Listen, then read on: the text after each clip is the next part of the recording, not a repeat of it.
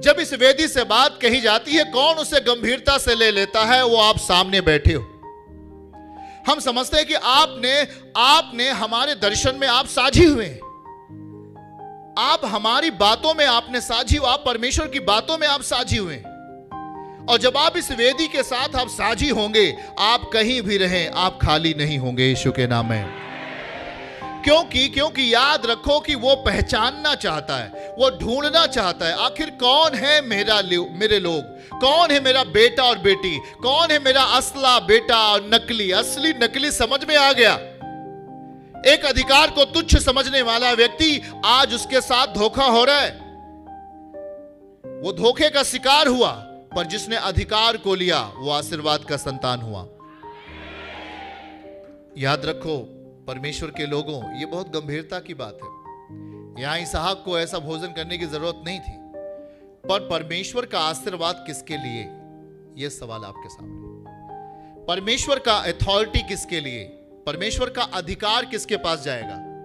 वो सर्वशक्तिमान का दर्शन किसके जीवन में पूरा होगा? सर्वशक्तिमान का उद्देश्य किसके लाइफ में पूरा होगा? सर्वशक्तिमान की इच्छा किस भाई बहन के द्वारा पूरा होगा? यह किंगडम, ये एक राज्य है जिसे सौंपना चाहता है इसहाक। आज वही राज्य आपको सौंपना चाहता है।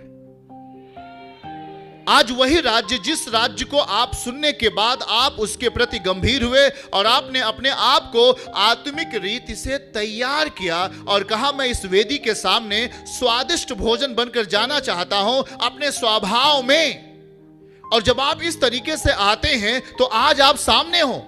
और आज परमेश्वर की इच्छा यही है कि वो आपको एक किंगडम दे, आपको एक राज्य दे, और आपके जीवन से हर गंदी चीजों को, हर एक हानि करने वाली चीजों को काट कर बाहर फेंक दे यीशु के नाम में। और वहां पर उसके पास वो आशीर्वाद देने के लिए गया और उसने कहा, भोजन को मेरे निकट लेके आ।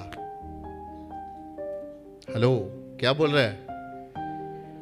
भोजन को मेरे निकट लेके आ, कि मैं अपने पुत्र के उस शिकार जो उसने पकाया है उसे जी से खाकर आशीर्वाद दूं।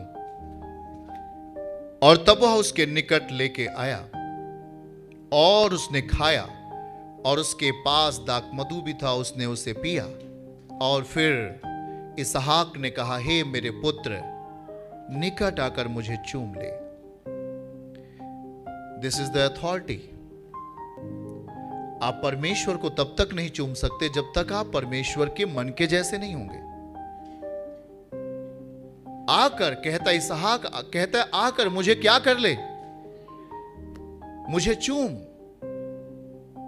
जब आप परमेश्वर को चूमते हो, जब आप परमेश्वर को प्रेम करते हो, दूसरे शब्दों में, तभी आप उसके इतने निकट पहुंच पाओगे।